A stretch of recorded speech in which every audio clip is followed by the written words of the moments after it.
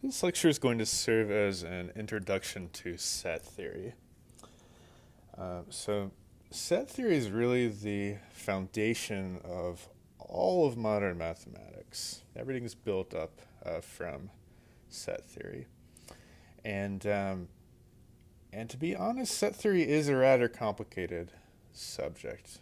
You actually have to be very careful how you define things, or else there's some subtleties that can lead to various paradoxes, things like this. So um, it is a rather delicate subject. However, for now, we're just going to focus on understanding sort of the fundamental aspects. So let's start with the idea of a set. So a set is um, well, there's really no better way to say it than so. A set is a collection of elements. That's all there is to it. Um, you might say, well, wait a second, what's a collection then? And I wouldn't have a great answer other than saying a collection is a set, I guess. So this is what happens when you try to go to the fundamental notions of mathematics. You get to some terms like this that really can't be defined um, using simpler notions. It's really the simplest notion that you can think of. So here's an example set. Um, here's an example set. Um, we'll call it S. And you indicate a set by these brackets. So let's say this set contains dog, the number 4. I didn't say it has to just contain numbers. Um, and then, let's actually make the set contain another set. And that set will have the number pi and smiley face. That is a perfectly good set. So it's just a collection of various elements. This set actually has 3 elements. This one, and this one. The third one is a whole set. Another example, a more mathematical example, would be the integers, which has, you can denote it like this, -1, 0, 1. So it's all the sort of positive counting numbers and their inverses. Okay, so those are some sets, and we write. Um, uh, A is an element of S. That's how you say it.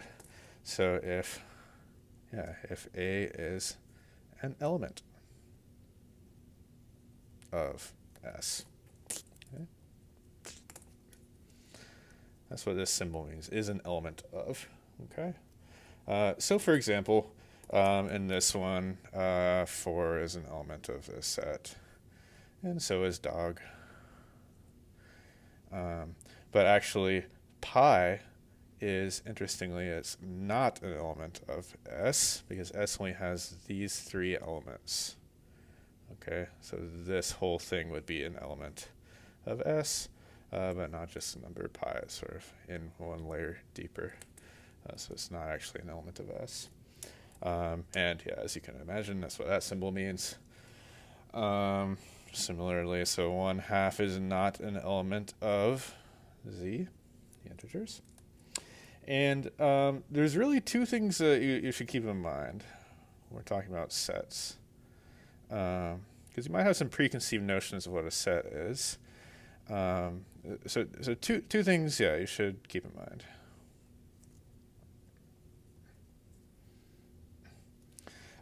The first thing is that order doesn't matter when we're talking about a set. So order does not matter. Does not matter. For example, this A comma B, that's a set, and B comma A, so this and this are the same set. Okay, doesn't matter how you write the elements. So this the integers, it just has all the integers sort of scattered in here in any order you want, but they're all there. And the second thing to keep in mind is that sets actually do not keep track of any repeats that you might have. So you don't have repeats in sets. Don't keep track of repeats. So for example, A comma, so we want to add another A comma B, and just A comma B, these are the same. They both have the elements A and B. We don't count this repeat. Okay, so just two things to keep in mind. How do you actually write down a set or define a set? We could do it like this, but this is a little bit ambiguous because how do I really know if forward is going to come next, right? So the way you often see sets defined is what's called the set builder notation. Set builder notation. And you might have seen this before in other math classes that you've taken. So this is useful for defining a set, and it looks like this. You have S, and you define your set to be, you'll put your brackets here, and then there are going to be two parts here actually. So there's a line in between. You put a vertical line here. And over here, you put maybe what some typical element in S looks like. So maybe X is an element of some, and typically here, so yeah, this is like a typical element.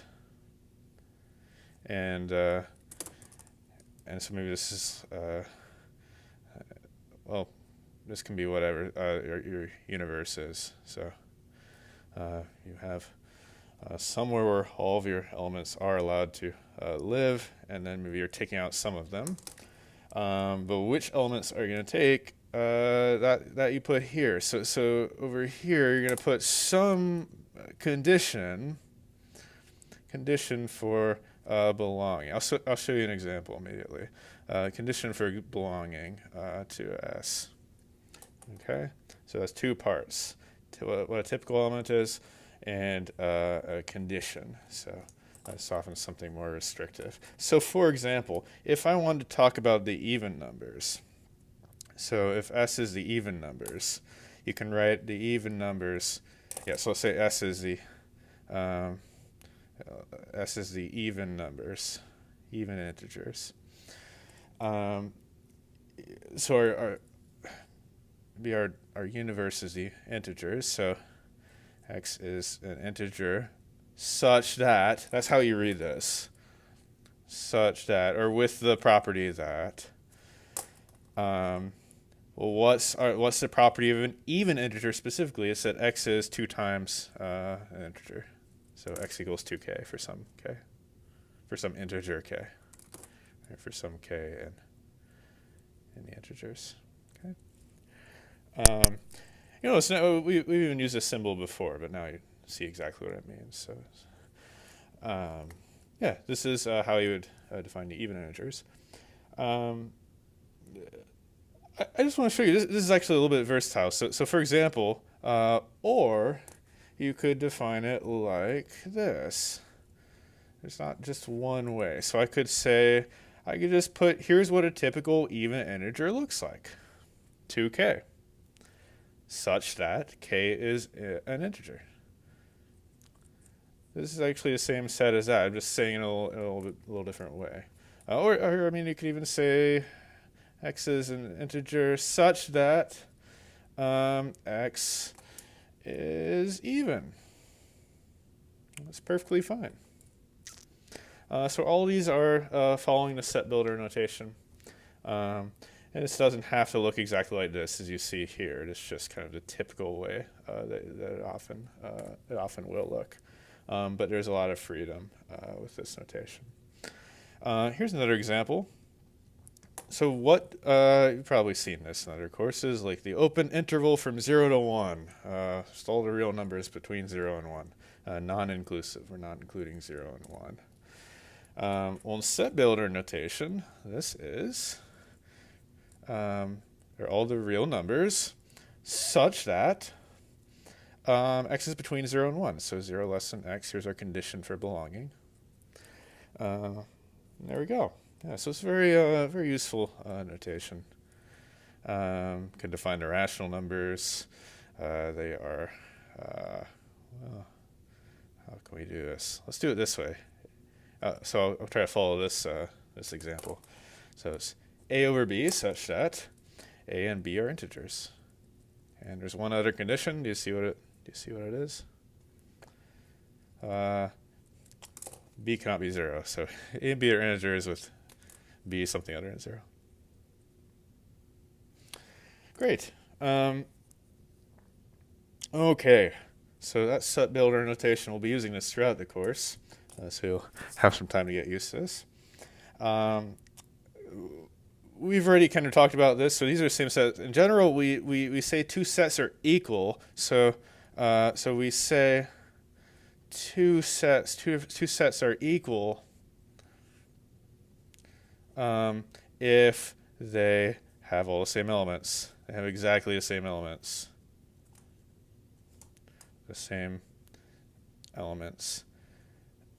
Keeping in mind these two things.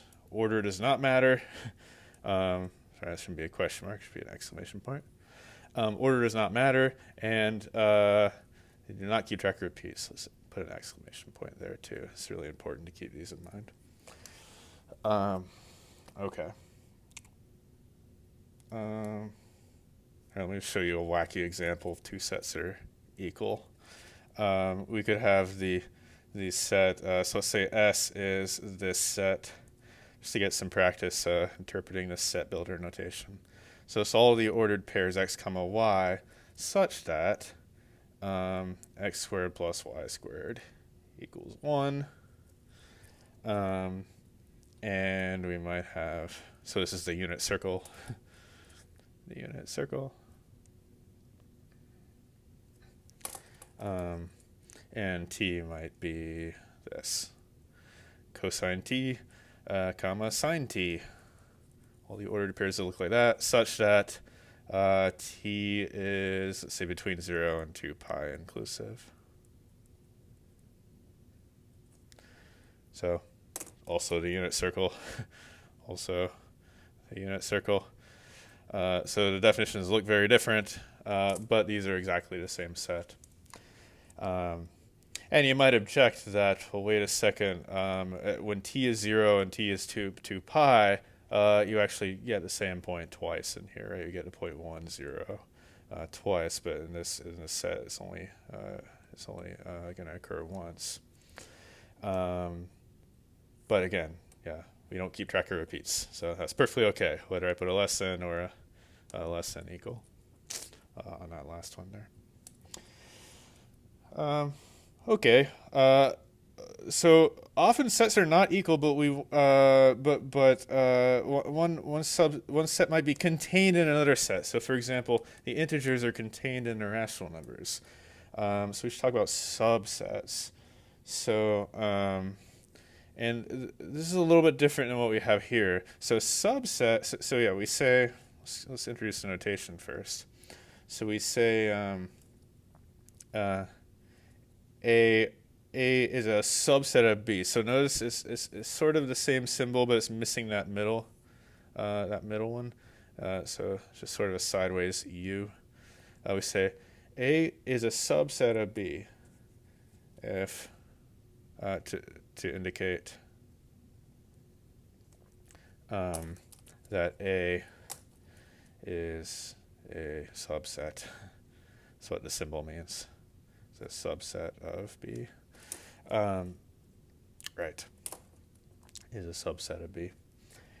And what is a subset? Well, it's a set containing some of the elements, some of the elements of B here. Well, some, or possibly all, or possibly none. That's what I mean by some. So, well, yeah, let's look at a couple examples maybe. So, yeah, let's say S is the set containing, let's put a few numbers in here, 2, 4, 5. Okay, great.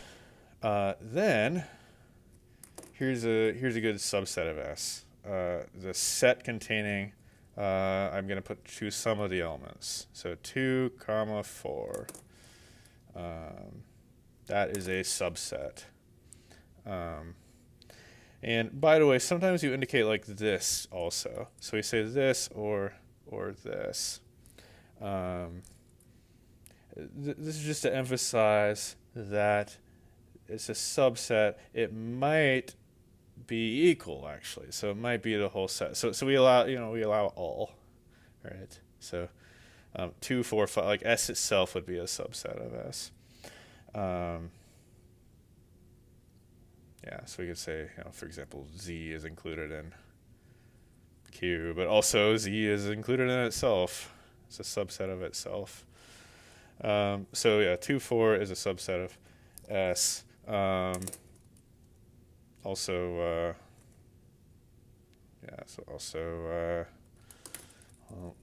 Just 2, for example, is a subset of S. But here's an important point. So, but 2, the number 2, is not a subset. Subset has to be a set. Has to have the brackets around it. Is not a subset of S. It's an element of S. It's an element of S. But it's not a set containing an element of S. Right? So subset is always has to be a set containing elements of S. So here's a common mistake that people will make. I'm pretty sure I used to make this mistake too when I was starting out. So the mistake would be to write 2 is a subset of S. That's not correct. 2 is an element of S. This would be correct. Okay. You might say this is semantics, but it's not really. It's actually it's very important to get this straightened out. Because it's different conceptually. But yeah, I could say 2 is a subset of S. Okay. The set containing 2. Great. Should we do another example? Because this is a little bit tricky. We should take our time here. Let's do just to show another point. So let's say S is this set. So it's a set containing 2 and 4 and the number 5. Okay. So here's another question. So this is a little bit tricky. So is 2, 4 with the set brackets, is this a subset? You might want to think about this for a second. Is this a subset? The way I wrote it.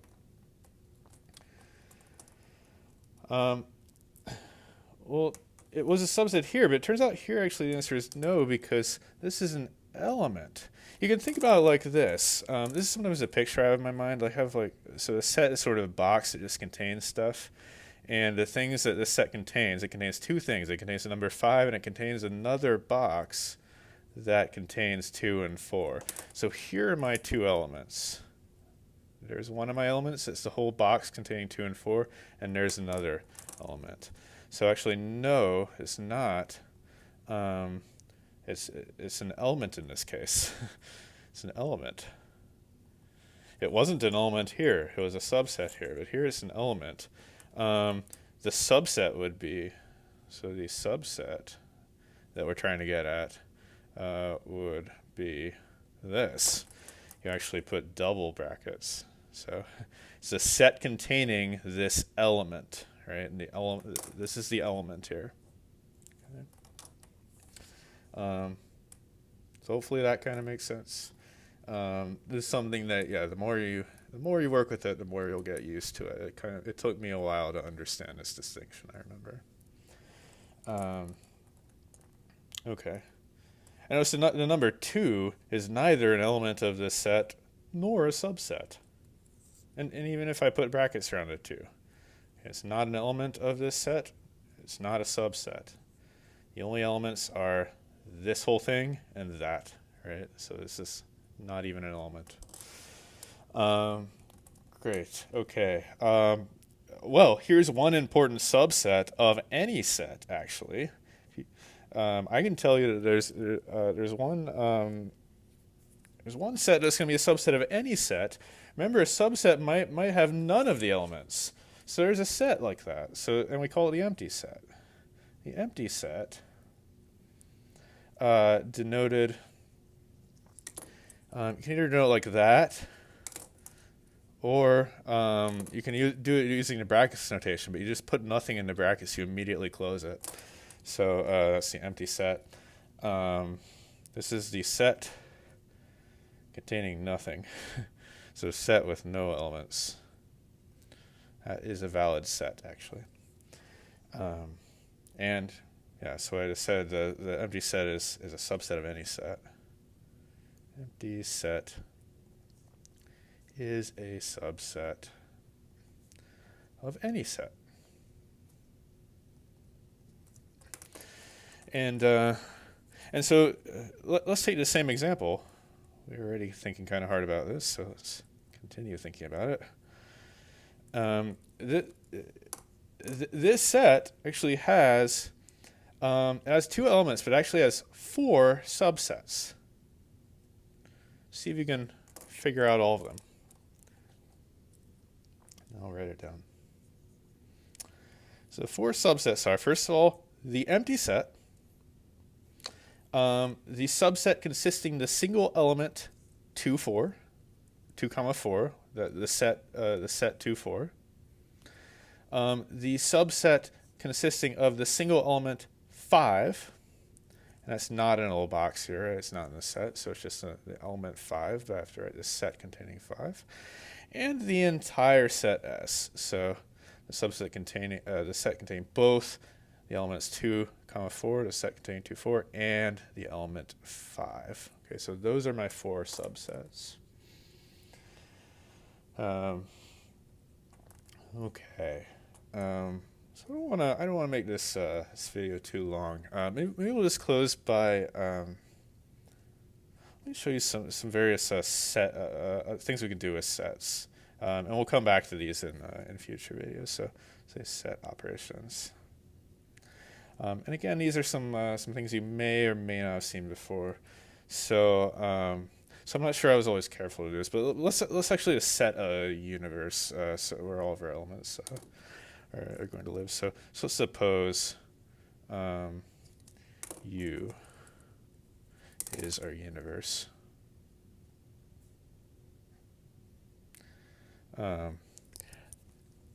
And not the entire, like the actual universe, but mathematically speaking. So, for example, it could be the integers or just some set that we're now going to restrict our attention to that set. So here's the first thing we can do. We can do first of all, so let A and B be sets. A and B be sets. So we'll have elements of our universe U. And A union B, that's how you read it. So this is the union. And what is the definition? Well, let's see. I'm going to write the definition in terms of the set builder notation. So it's all the x in U such that x is in A or x is in B. Okay. You might remember our logical symbol for or looked like that, and so that's how you can remember these things. Then we have the intersection, A intersect B.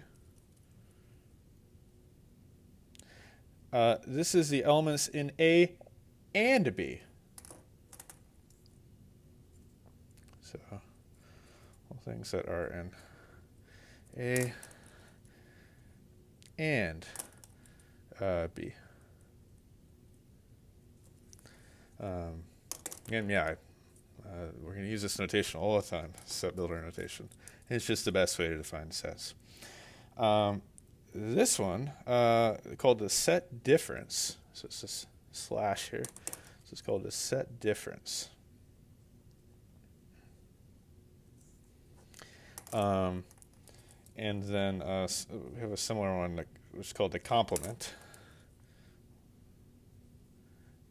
This one is especially important that we have some underlying universe here. So the set difference is all the things that are in A, but not in B. Okay, so they're all the things that are in A, but not in B. So and X is not in B. Remember how we indicated that? We still have is an element, but then we cross through it. So X is not in B. And then this is just all the things that are not in A, the complement of A. You might have heard that term before. So X is not in A. Okay.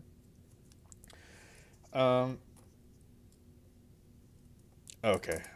And there are some pictures that go along with these. So, for example, people like to use Venn diagrams usually. Let's do some Venn diagrams for all these. And this one we only need one, I guess. And we can have sort of our underlying universe. So 4 separate pictures. A union B. Let's shade in what those are going to be. Oh, wait, I didn't put what A and B are. So here's A, here's B. A, B, A, B. Just A down here. A union B, everything in A, everything in B. So it's all the elements that are in A or B or possibly both, right? It's an inclusive or, always inclusive or. The intersection, there are things that are in X, there are the X that are in A and B, so it has to be here, so that's the intersection. And notice the intersection is actually contained in the union. It's a subset of the union. The set difference are all the things that are in A but not B. So I should shade in this part of A only. Okay. And then for the complement, it's just everything outside of A. So if B were out here too, yeah, it'd be everything in B that's not in A. Okay, so and just maybe show a numerical example of this. We'll come back to these very, very shortly and actually prove some things about them. But yeah, no proofs in this lecture, so just introducing the concepts. Let's say my universe is the integers, and let's consider a few sets. So let's say we have A, B, and C, and A is the set of even numbers, even integers. B is a set of odd integers, and C is a set of, let's do something fun, let's do prime numbers. Okay, so what is A intersect B? So I need to be an even integer and an odd integer. What integers are even and odd? I think we saw in the last lecture. There aren't any. So that is the empty set. There aren't any. So that's how we indicate there's a set. Yeah, the set contains nothing. What's A union B? So I'm allowed to be even or odd, right? Or possibly both. Well, we know we can't be both. But yeah, I can be even or odd. So that's everything. Because any integer is either even or odd. What can we do with the primes? Let's do, how about this one? What is A intersect C? So I need to be even, intersect is this one, so I need to be even and and right, and prime. Well, there is exactly one prime. It's the number 2. That would be wrong if I just said that, though, right? Because we're always talking about sets here. So it's a set containing a number 2. Okay, I think I've talked enough about set theory. In the next lecture, we'll start discussing some techniques for actually proving some statements in set theory. Thanks for watching.